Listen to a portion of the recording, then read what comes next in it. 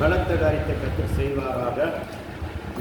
லூக்கா 18:1 சோர்ந்து போகாமல் எப்பொழுதும் ஜெபம் பண்ண வேண்டும் என்பதை குறித்து அவருக்கு அவர் ஒரு உண்மை சொன்னார். யார் சொன்னாங்க? வானத்தையும் பூமியும் உண்டாக்கணும், பரலோகத்தில் இருக்கிற நம்முடைய பரம தாப்பு நம்மளை ஜலிப்பித்த தெய்வமே அதை சொன்னார். யார் சொன்னாங்க? நம்மளை ஜலிப்பித்த தெய்வம். சோர்ந்து போகாமல் ஜபம் பண்ணறதுக்கு நீங்க என்ன செய்யணும்? ஜெபிக்கணும். ஜெபிச்சீங்கன்னா ஜெபத்தினால ஜெயித்த பெறலாம். ஜெபிக்க உங்களுக்கு என்ன தேவையோ அதை கண்டுபிடிக்கலாம். நிறைய ஒவ்வொரு வீட்டில் இந்த சினிமா பார்க்கறத கட் பண்ணீங்கன்னாவே உங்களுக்குள்ள கிடைக்கிற ஆசீர்வாதம் தானாக வந்துடும்.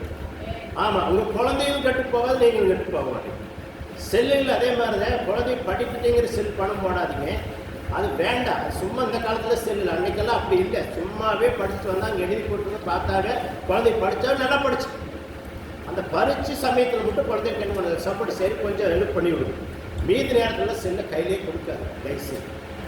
ஆமாம், செல்லை கொடுத்தீங்கன்னா நீங்களே உங்கள் தலையில் மண்ணை வாரி போட்டுக்கிறீங்கன்னு அடுத்த குழந்தைங்க அது நல்லா புரிஞ்சுக்கணும். அப்படியே இல்லையா? பாருங்க, கர்த்தருக்கு மகிமை உண்டாகும். என்ன ஜெபிக்கிறதுல குழந்தைகளுக்கு அதே மாதிரி காலையிலையும் சாயங்காலம் குடும்ப ஜபம் கண்டிஷன வேணும். ஜபம் இல்லைன்னா கூரை நாள் விடும் பலதான் சொல்லிக்கிறேன். குடும்ப ஜபத்தை எந்த காரணத்தை கொண்டு நிறுத்திடுறாரு. அதே போல தேவாலயத்துக்கு வெள்ளிக்கிழமை நினைச்ச நேரமெல்லாம் பெண்களுக்கெல்லாம் பாருங்க, தேவனுக்கு உங்களுக்கெல்லாம் தயவாக பிரிய வர கொடுத்தாரு. சாக்கு போக்கு சொல்லிட்டு தெரியல, பசு காசு இல்லைங்க அது சொல்லலாம். இப்போ அதெல்லாம் இல்லை. அப்புறமா அதுலேயுமே நீங்கள் இப்போ இப்படியெல்லாம் பட்டி அடிச்சுக்கிறீங்க, அப்படி இப்படின்னு பட்டி அடிக்க நிறையா.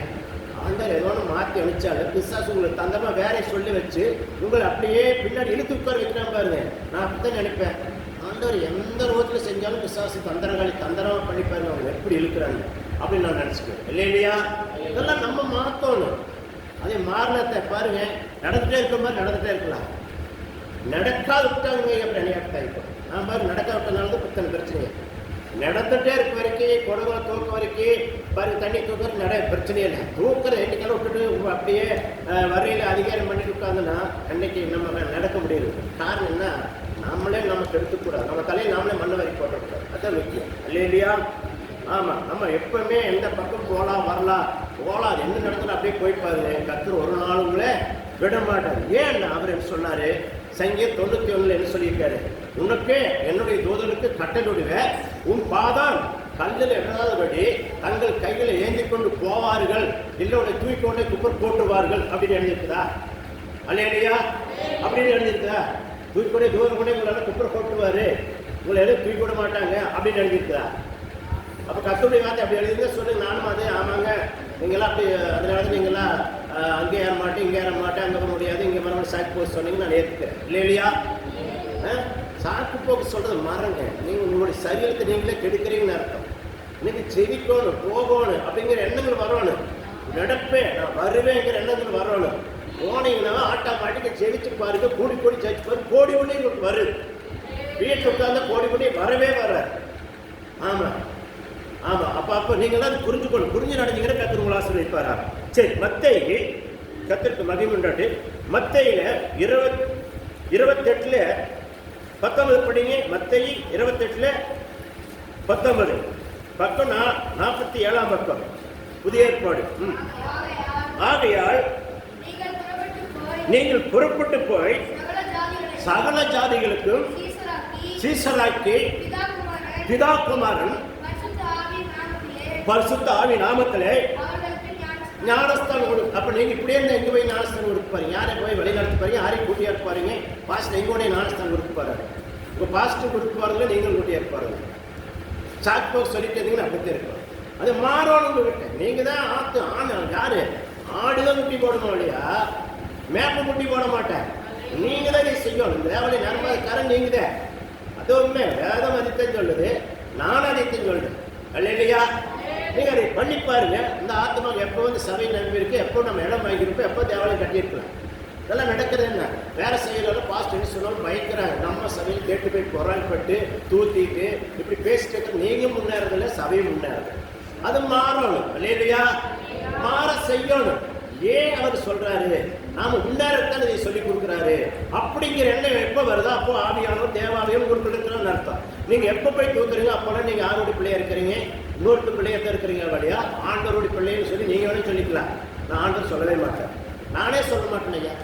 எப்ப போய் நீங்க அதை மாற்றி சொல்லி பேசிக்கிட்டீங்கன்னா நீங்க தேவனுடைய பிள்ளை இல்லைன்னு ஒரு முடிவு வச்சுக்கணும்.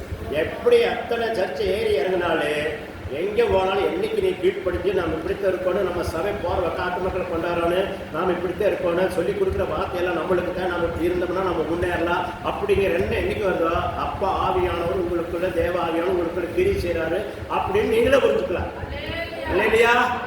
அது வரைக்கும் நீங்க என்னதான் தோக்கணும் போட்டாலே நீங்க அவங்களோட ஆளா இருக்க அவங்க நல்லா நீங்க விட்டு உங்களை வந்து என்ன பண்ணுங்க வேற வழியை நடத்திட்டு இருக்கிறோம். நீங்க அதை நம்பிட்டே இருக்கிறீங்கன்னு அர்த்தம் இல்லையா? அது நாம தான் மாறணும், நம்ம தான் மாத்தினா தான் மாற முடியும், இல்லை மாறவே முடியாது. ஆண்டவர் அதில் வந்து சகலத்தை நம்ம கையில் கொடுத்துட்டாருங்க. நம்மளைத்தான் பார்க்க சொன்னோம், நம்ம ஆதியிலையா நம்ம கையில் கொடுத்துட்டாரு. கொடுத்தது நம்ம சாத்தான் கையில் வித்து போட்டோம். வித்ததே கடவுள் வந்து மீண்டும் மீட்டுக் கொண்டாரு. மீட்டுக் கொண்டதுனால உங்களை என்ன பண்றாரு? பிதா குமார் பசுதாம் ஞானஸ்தானம் கொண்டு உங்களை அவரை எடுத்துட்டாரு. மீட்டுக் கொண்டு நீ இதெல்லாம் சுதந்திரத்துக்கு சொல்றாரு, சுதந்திரவாளியை மாறுன்னு சொல்றாரு. நீங்க அந்த சுதந்திரத்தை பெற்றுக்க மாட்டேங்கிறீங்க.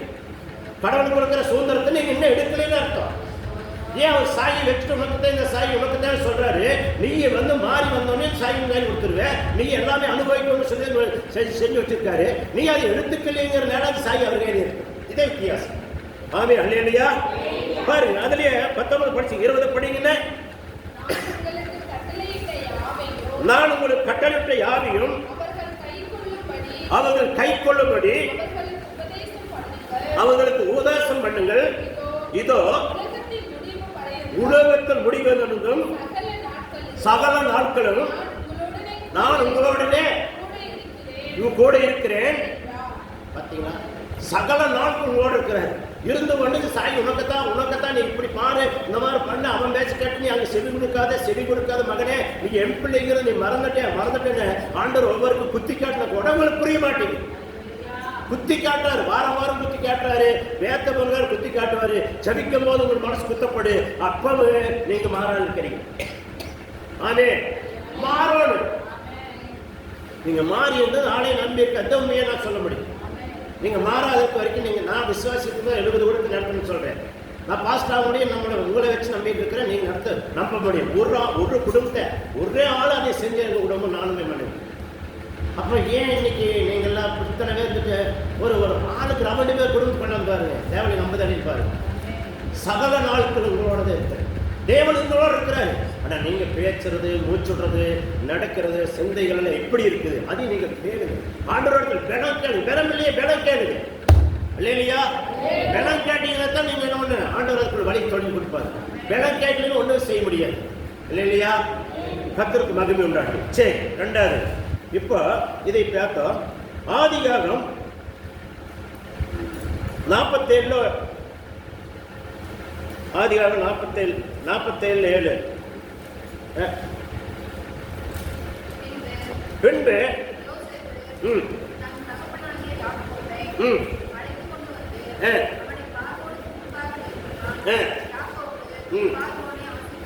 யார் ஆசிரித்தாரு? ஏன் பார்வோனை யார் ஆசிரித்தாரு? யாக்கோபு ஆசிரித்தாரா பார்வோன் ஆசிரித்தாரா? பதில் சொல்லுங்க. யார் ஆசிரித்தாரு?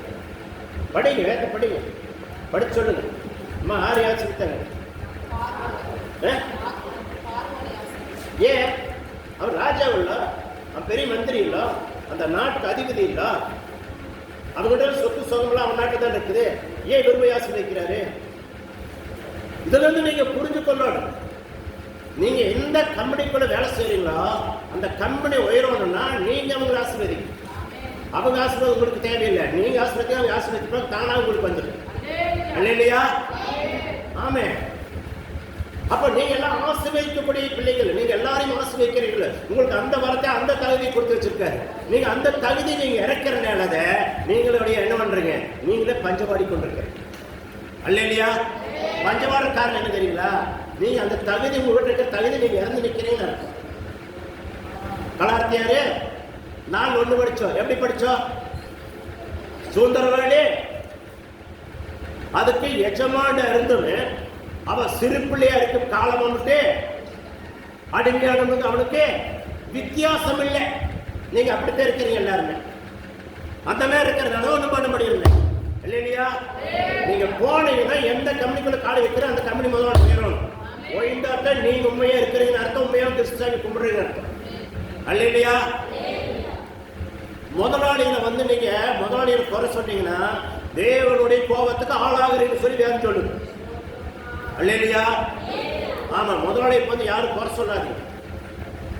ஆமா, முதலாளி யார் உண்டாக்குறாரு? கர்த்தர் உண்டாக்குறாரு. அவங்க அந்த முதலாளி நம்ம கையில கொடுக்குறாரு, நம்மளை தான் ஆசிரியர் சொல்றாரு இல்லையா? நம்மளை தான் ஆசிரியர் சொல்றாரு. அப்படித்தான் யோட்டுக்குது. பாருங்க, ஒரு இடத்துல போய் நிற்கும் போது யார் போய் அவங்க ஆசிரியக்கிறாங்க? ஏன் போய் அவங்க போய் ஆசிரியக்கணும்? சொத்து போற சுகம் போற இருக்குது, அங்க இருக்கிறதா திக்கு போறாங்க, அங்க இருந்து வந்து படி வேண்டும் தின்னு இருக்கிறாங்க.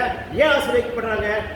அவன் மகனை கொண்டு அந்த தேசத்துல என்ன பண்றாங்க? ஆசிரியத்தை தேவன் கொடுக்கிறாரு. யாரு? யோசேப்பை கொண்டு. புரியுதுங்களா? அப்ப உங்ககிட்ட அந்த வரங்களை ஆண்டவர்கிட்ட கொடுத்திருக்காரு ஆண்டவர். நீங்க என்ன பண்றீங்க? அங்க போனா இது கொடுப்பாங்களா, அந்த ஆயுத பூசணி பொறி கொடுப்பாங்களா, இது கொடுப்பாங்களா, வாங்கிட்டு போலாமா, பாஸ்டர் திங்க வேண்டான்ட்டாரு, பூசை பண்ணதை வேற திங்க சொன்னாரு அப்படின்னு நீங்க அந்த இடத்தோட பண்ண எங்க பண்றது? நீங்க வாங்கிப்போ நான் கொண்டாந்து இருக்கிற கொடுக்கணும். ஆமா, சொன்னல வார்த்தை கூட என்ன பண்ணணும்? தேவராஜுக்கு இவர் கொடுக்கணும். நான் வயசுக்கு வந்திருக்கிறேன் கொடுப்பேஞ்சா அப்படின்னு நீங்க வருஷம் கொடுத்தீங்க, நான் உங்களுக்கு கொடுக்கவே நீங்க கொடுக்கணும். கடைக்கார மூலம் முந்தினாலும் வேஸ்ட்டார் சொல்லி எடுத்து போக சொல்லணும் இல்லையா? ஏன் உனக்கு பொழப்பில்லை, நான் கூட கொடுக்குறேன் அப்படின்னீங்கன்னா அப்ப ஆண்டவர் என்ன சொல்றாரு? நீ திருந்த மாட்டேன்றார் இல்லையா? நம்ம மாறணும் முதல்ல. கடவுள் சொல்றாரு, நான் பல தடவை சொல்லிக்கிறேன், உங்களை இப்படித்தான் வச்சிருக்காரு வழியா, இப்படிக்கிற கையை உங்களை வைக்கவே இல்லைங்கிற. அதெல்லாம் அங்க போய் ஆண்டுன்றாப்ல. ஏப்ப பாரி ஆசிரியக்கிறார், அந்த தேசத்துக்கு அதிபதியவே ஆசிரியக்கிறார் இல்லையா?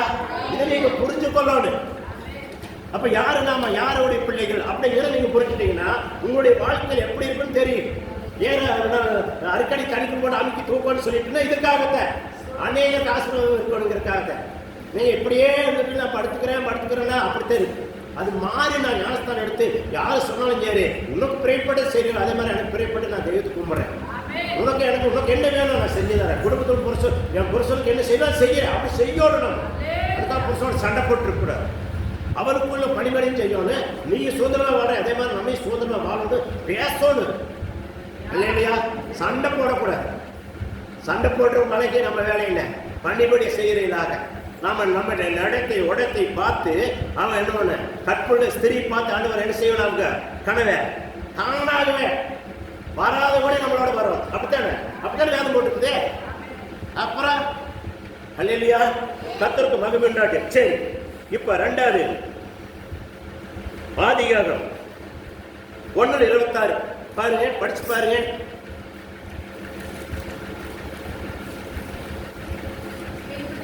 பின்பு தேவன் தமது சாயலாகவும் தம்முடைய ரூபத்தின்படியே மனுஷனை உண்டாக்குவான்னு சொல்லி உண்டாக்கியிருக்காரு. பாத்தீங்களா? ஏன் அப்படி உண்டாக்குனாரு?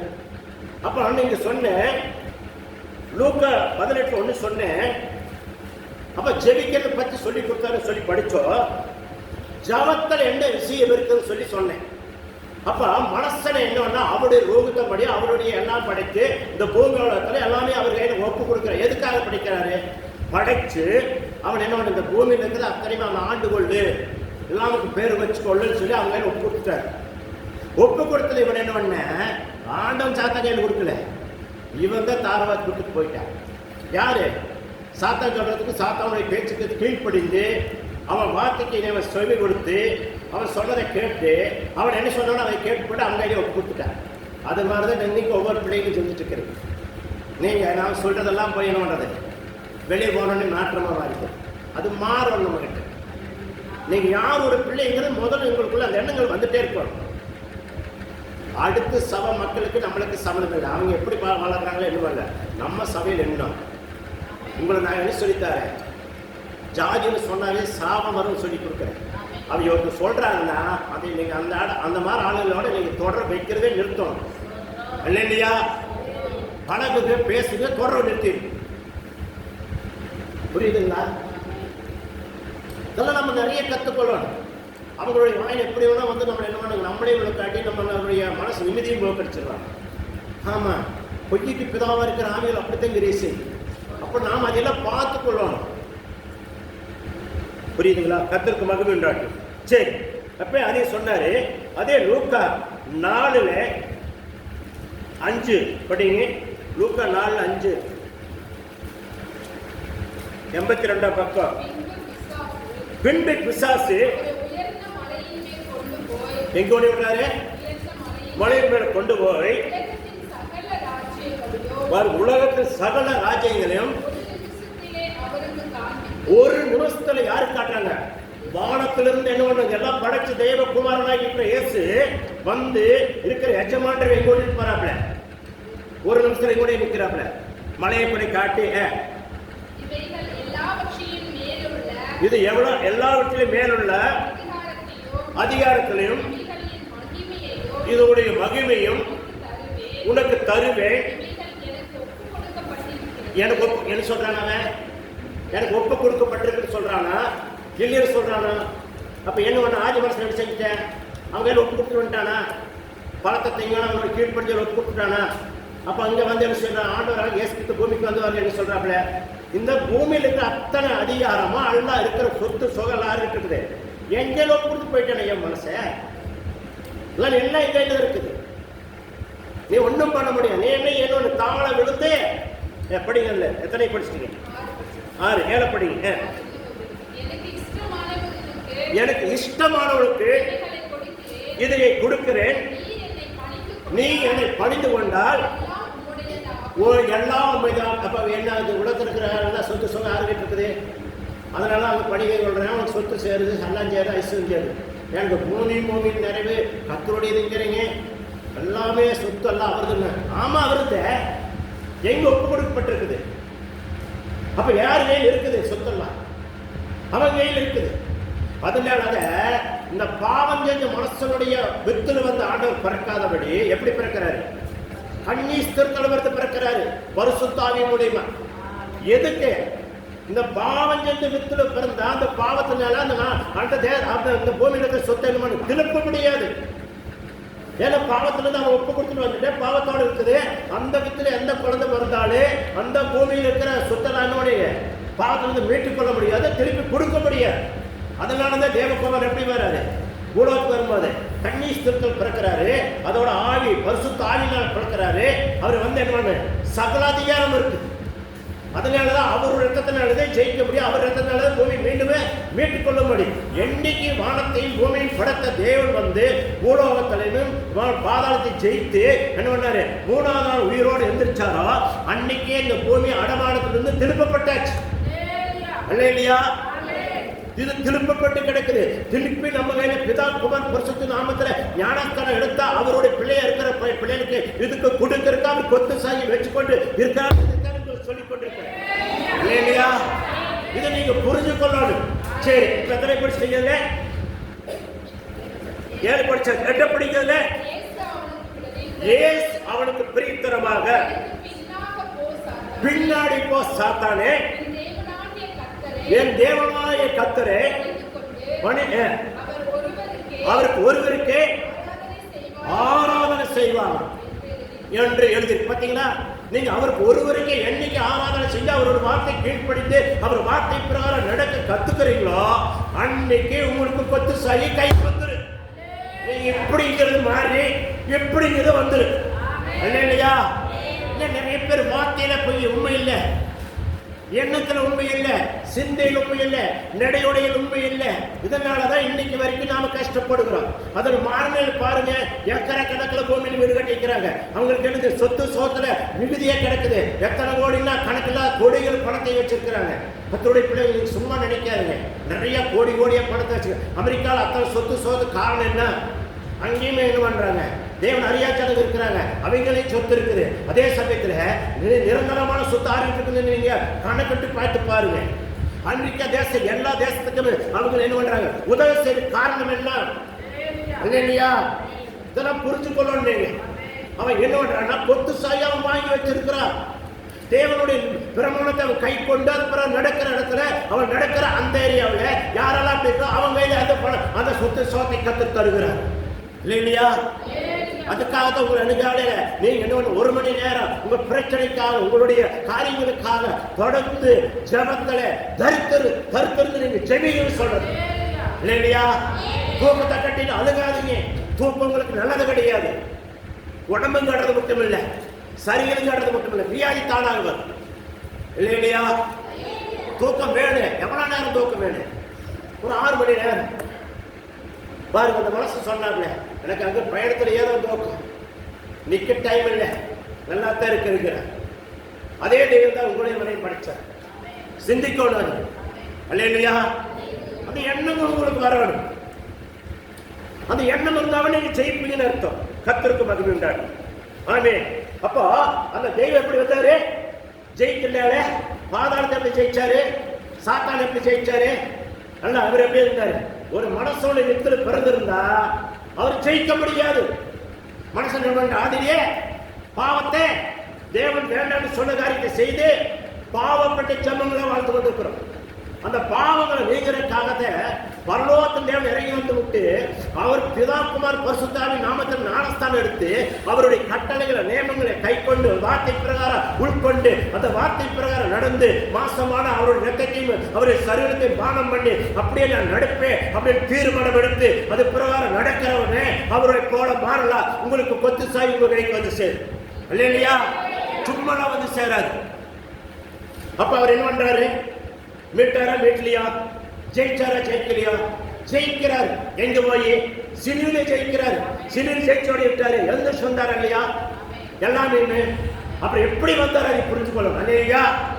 அதனால ஆண்டவர் அப்படி வந்தார். எப்படி வந்தாருன்னா, அவர் வரும்போது என்ன, ஒரு பூமியில ஒரு தாய் வேணும் வேணும் என்ன பண்ணணும்? கருவே, ஒரு கருவை பயன்படுத்தணும். அது யாரு? அந்த நேரத்தில் யாருடைய ஒரு தாயை தெரிந்து கொண்டார். அந்த இடத்துக்கு வந்து என்ன செய்யறாரு? பூலோகத்துல பிறக்கிறார். ஏன் அவர் வந்து பூலோகத்தில் ஒரு கோடீஸ்வரர் வீட்டில் பிறந்திருக்கலாம், உள்ள ஒரு ஏழை கட்சிக்காரன் வீட்டில் 10 உள்ளவங்க வீட்டில் பிறந்திருக்கலாம், இல்லை ஆபிரகாரத்து வீட்டில் கூட போய் ஆபிரகாரமான ஈசாக்கா பிறந்திருக்கலாம், ஈசனரை பிறந்திருக்கலாம். ஏன் பிறக்கல? மனிதர் எல்லாருமே அந்த வித்தை எப்படி இருக்குது? பாவத்துல இருக்குது. அதனால அவர் பாவம் இல்லாத வந்தால் ஜெயிக்க முடியும். ஏன்னா பாவம் செஞ்சால் என்ன ஆண்டர் வித்து உண்டாக்கி கொடுத்தத பாவத்தினாலதான் என்ன பண்ணிட்டேன்? இந்த பூமி அவனுக்கு அடமானம் வச்சுட்டேன். அப்ப பாவம் இல்லாத மனசு வந்தா தான் மீட்டுக்கொள்ள முடியும். பாவம் இல்லாத ரத்தத்தினாலதான் அதை மீட்டுக்கொள்ள முடியும். பாவம் இல்லாத மனசு வந்ததை ஜெயிக்க முடியும். அப்பதான் அதுக்கு ஐடியா பண்ணாரு. விரோதத்துல 12 வாசலை உட்கார்ந்து ஆண்டவரே 24 மூப்பர்கள் மத்தியில 4 மூப்பர்கள் தாழ விழுந்து ஜெபிக்கிற மத்தியில பரிசுத்தர் பரிசுத்தர் போட்டுக் கொண்டிருக்கிற தெய்வனுடைய மத்தியில அங்க கூடி தேவ சங்கத்துல தீர்மானம் எடுத்து அவர் என்ன பண்றாரு? நான் யாரு போறேன்னு கேட்க ஆண்டவர் சொல்றாரு, நான் போய் இந்த ஜனத்தை நான் மீட்டுக்கொள்ள நான் போறேன்னு சொல்லி ஒப்பு கொடுத்தாரு ஏசப்பா. அல்லேலூயா. ஏசப்பா இல்லாதபடி இந்த பூலோகத்துல எந்த சொத்தோ சுகமோ வந்தா நிக்காது நிக்காது நிக்காது. அல்லேலூயா. அவரை பிடிச்சிட்டீங்கன்னா சொத்து சுகம் நிக்கி. அதே போல அவரை குடியிருப்பார் கொடுத்தா அவனை கொடைக்க வைக்கிற தெய்வம். ஆமென். புரியுதுங்களா? கர்த்தருக்கு மகிமை உண்டாகும். பாருங்க, அதுலயே ஏன் அப்படிங்கறத பார்க்கலாம். 1 தீமோத்தேயு 2:5 படிக்கலாமே. பக்கம் 286 பக்கம். 1 தீமோத்தேயு 2:5 படி டைம் இல்லை, சீக்கிரம் முடிக்கலாம். ரொம்ப வேக்காடு, பயங்கரமா வேக்காடு இருக்கு. 2:5 தேவன் ஒருவரே மனுஷனுக்கும் மத்தியஸ்தரம் ஒருவரே. பாத்தீங்களா? அவர் ஒருவரால தான் முடியும். தேவனுக்கும் மனுஷனுக்கு யாரு? இயேசுனால மட்டும்தான் முடியும். வேற யாருனால அது முடிக்க முடியாது. ஏன்னா அவர்தான் பூலோகத்தையும் மனுஷனையும் பூலோகத்தில் இருக்கிற அத்தனை செடி கூடு எல்லா ஜீவ நதிகளுக்கும் அதிபதி. அவர் தான் படைத்தார். படைப்புக்கு சொந்தக்காரராகி தெய்வம். அவர் இன்னாருக்குங்கிறது இல்லை. அவனுக்கு இவனுக்கு எனக்கு உங்களுக்கு சொந்தம் இல்லை, எல்லாருக்கும் சொந்தக்காரர். பூமியில் எத்தனை கோடி மக்கள் இருக்கிறாங்களும் பிறக்க போற மன்னர்கள் பிறந்த மக்களுக்கு மறித்து போனவர்களுக்கும் அவங்களே மீட்டுக் கொள்கிறது. அறியாத தெய்வம் அறியாத மக்களையும் அறியாத திருப்பி கொண்டு வந்துருவார். அறிஞ்சு மறித்து பாருங்க தெரியாத அவங்கள திருப்பி கொண்டாட முடியும். அவங்க எங்க போவாங்க? கந்த கக்கணிக்கு தான் போவாங்க. அல்லேலூயா. இதெல்லாம் முடிவு எடுத்துக்கணும். இன்னைக்கு வந்து இயேசுவை பத்தி உலகம் போற பரப்பியாச்சு. இன்னும் வேணும் பண்ணாங்கன்னா அவங்களுக்கு விடுவு காலம் எங்கன்னா அங்க கிடையாது, அங்கே இனி முடிவெடுக்க வேண்டியது. அல்லேலூயா. ஏன்னா படைப்புக்கு சொந்தக்காரர் அந்த தெய்வம் தான் எல்லா பக்கமும் சரித்திரமே பேசறக்கார மணி. அது உலகத்தில் இருக்கிற எல்லாமே அதுக்குள்ள எல்லாருக்குமே வேதத்தை அடிச்சு கையில் எல்லாருக்கும் ஒரு என்ன பண்ணிட்டாங்க, புக்கை என்ன பண்ணிட்டாங்க, வேத பண்டிதத்தை கையிலையும் கொடுத்துட்டாங்க. பத்தாவது எல்லா இடத்துல என்ன பண்ணுது, டிவியில செல்லுல யாரு உலகத்தை படைச்ச கடவுள் சொல்லி எல்லா பக்கம் பரப்பி கொண்டே இருக்கிறாங்க. நீ கேட்காத நீ செய்யறதுக்கு அது தெய்வம் காரணம் இல்லை. இல்லையா? பாருங்க, இப்ப அதில் படிச்சீங்க, அதுல 5 படிச்சிட்டீங்க, 5 படிச்சிட்டீங்க. 6 படிக்கிறதுல எல்லாமே எல்லாரையுமே தன்மையை ஒப்பு கொடுத்த பாருங்க. எப்படி மனசனாக இயேசு கிறிஸ்து அவரே சொல்லி போட்டுக்கிறா, தேவனாகிய கிறிஸ்து வந்து ஒப்பு கொடுத்தான்னு போட்டுக்கிறா. பாத்தீங்களா? ஏன் 100க்கு 100 மனசன வர்றார், அது கன்னிஸ்தர்கள் வர்றார், தேவ ஆவியானவர்னால கற்பு நடித்து பூலோகத்துக்கு வர்றார். புரியுங்களா? அவரை மட்டும்தான் மீட்க முடியும், இந்த சொத்தை மீட்க முடியும், மனசனை மீட்க முடியும், இந்த பூமியில அடமானத்தில் இருக்கிற பொருளை மீட்க முடியும். என்ன பூமி என்ன அடைமானம் யார் கையில் இருக்குது?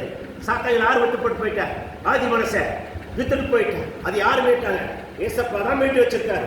நீங்க அவருடைய ரத்தத்தை கழுகி அவருடைய பிரகாரம் ஞானஸ்தானம் எடுத்து பிதாக்குமார் பரிசுத்த நாமத்தில் ஞானஸ்தானம் எடுத்து அவருடைய சரீரத்தையும் அவர் ரத்தத்தையும் பானம் பண்ணாத்த அவருடைய பிள்ளைய மாறினா அவருடைய உடம்புல உங்க உடம்புல ஓடுறது எல்லாமே என்ன ஆகணும்? நனுக்கலாம் பரிசுத்தப்படுத்தி எல்லாம் கழுகப்பட்டு இருந்தாத்த அந்த சாய் உங்க கையில் கொடுப்பார்.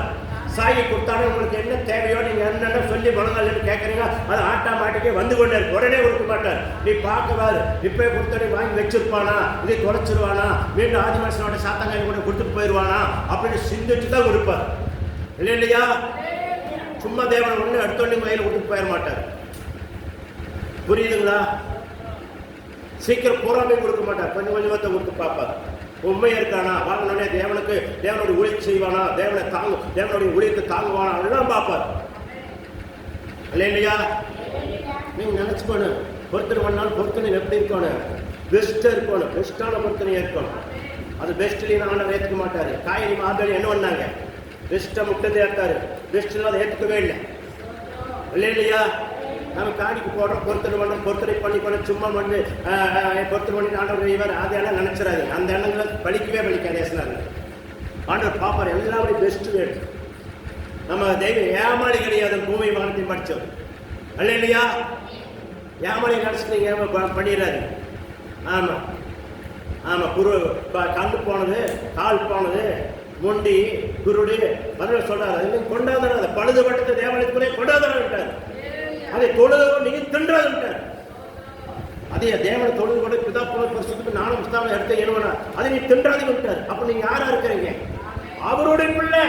அதனால நீ என் பிள்ளை இருக்கிற தின்றாருட்டார். அப்ப அது திங்கமானு சொல்ற நீ கூட தேவனத்துல நீ என்ன பண்ணலாம்? பழுதுள்ளதை படிக்கிறது தேவனை பெஸ்ட் இல்லாத படிச்சா அவர் ஆண்டவர் ஏற்றுக்கொள்ளாரா? ஏற்றுக்கவே மாட்டாரு. நிறைய பார்க்கணும், வேத்த நிறைய பார்க்கணும். சும்மா வேத்த மேலோட்டம் பார்த்துட்டு சொல்றதை கேட்டுக்கொண்டாது, நான் அதை செஞ்சுட்டா நடந்துரு, அதை செஞ்சா அதெல்லாம் சும்மா அதெல்லாம் வந்து காட்டி அவன் சோப்பு நம்ம பாஸ்ட் சோப்பு நம்ம பார்ப்பாங்க, வயிறு வந்தா பார்ப்பாங்க. அந்த எண்ணத்துக்கெல்லாம் நான் வரவே மாட்டேன். பட்டினி செத்தாலும் செத்துக்கணும் இல்லையா அப்படின்னு போதனை சொல்லி கொடுக்க மாட்டேன். இல்லையா? ஆமா, தேவனுக்கு விரோதமான காலை செய்யக்கூடாது. ஏன்னு சொல்றாரு, என்னுடைய வேதத்துல உண்மையான ஊழியர் சபிக்கப்பட்ட நீங்கிறாரு. உண்மையிலேன்னா நான் உண்மையைத்தான் வகிக்கணும். நான் எவ்வளோ குறும்பே பண்ணாலும் சத்தியத்தை கரெக்டாக போதி கொடுப்பேன். அதைத்தான் நான் கற்றுக்கு வேண்டும். சரி, இப்போ அதில் பார்த்துட்டீங்க. அப்போ ஆண்டவர் அதை செய்வார். அப்போ நீங்கள் கேட்குறது எப்படியெல்லாம் கேட்டுக்கோன்னு சொல்லி நான் சொல்லித்தாரேன். மத்தேயு 6:9, 10 படிங்க. மத்தேயு 6:9, 10 ஜெபித்து எப்படி பெற்றுக்கொள். நீ ஜெபம் பண்ண வேண்டிய தினமாவது எங்கள் பிதாவே உங்களுடைய நாமம் பரிசுத்தா, உங்களுடைய ராஜ்யம் வருவதாக, உங்களுடைய சித்தம் பரமண்டலத்தில் செய்யப்படுவது போல பூமியிலுமே செய்யப்படும். பரமண்டலத்தை எப்படியெல்லாம் பரிசுத்த தூரம் செய்யறாங்களோ அது போல நீங்க செஞ்சீங்கன்னா உங்களுக்கு அதை பற்றி கைக்கு வந்துடும். எப்படித்தையே செஞ்சு சொன்ன இப்படித்தையே கேட்டேன். அதெல்லாம் பெப்ப வேகாதுன்னு பாரு. பரமண்டலத்தை பரிசுத்த தூதர்களுக்கே தேவன் கை கொடுக்கல. யாருக்கு கொடுத்தாரு? மனசனுக்கு கை கொடுத்தாரு. உங்களுக்கு கை கொடுத்தாரு. நீங்க அதை புரிஞ்சு கொள்ளணும். அப்ப தேவ சித்தத்தை நிறைவேற்றணும். இந்த பூலோகத்துல தேவனுடைய ஏக்கத்தை நிறைவேற்றணும்னா உங்களுக்கு என்ன வேணுமோ அதை கர்த்தர் அறிவார், கொடுத்துருவார். சரி, அதுல எத்தனை படிச்சிட்டீங்க? 10 படிச்சாச்சு. 11 படிங்க. எங்களுக்கு வேண்டிய ஆகாரத்தை இன்று தாரும் என்ன சொல்லுது? எப்போ பரமண்டலத்த தேவனுடைய சித்தத்தை பிரகாரம் இந்த பூலோகத்துல நீங்க அந்த பிரகாரம் நடந்து பாயே எல்லாம் செய்யணும்னு சொல்லி ஆசைப்பட்டு அது பிரகாரம் ஆசைப்பட்டு நடந்தீங்கன்னா உங்களுக்கு என்ன வேண்டிய ஆகாரத்தை இன்னைக்கு தாருன்னு கேட்கறதுக்கு உங்களுக்கு ஆயத்தமா இருக்கு. ஆமா, நேற்று வாரம் பாரு நானே வீட்டுக்கு போனேன் அப்படி நினைச்சிட்டு இருக்கிறேன். அப்படியே சும்மா சொல்லிட்டு போனே போன் வருது, ஐயா வாங்க ஐயா வாங்க ஐயா வாங்கன்னு நச்சு புரள்ற மாதிரி அவங்க போன்லயே புரள்றாங்க. போனேன், திருப்தியான ஆர்டர் கொடுக்குறேன். தெய்வம் நினைச்சது அவர்னால நம்ம நினைக்க பார்க்காத காரியம் நடக்கும். நம்ம நினைச்ச பார்க்காத காரியத்தை கர்த்தர் நிறைவேற்றுவார். இதுதான் உண்மை. நீங்க உண்மையா இருந்தா எப்படி நடக்குன்னே தெரியாது, ஆட்டோமேட்டிக்கா நடக்கும். நல்லா புரிஞ்சுக்கொள்ளணும். சரி, ரெண்டாவது, எங்களுடைய கடனாளிக்கு நாங்கள் மன்னிக்கிறது போல எங்கள் கடனையே மன்னி. நீங்க முதல்ல என்ன பண்ணணும்? பிறவனை மன்னிக்கிற கத்துக்கொள்ளணும்.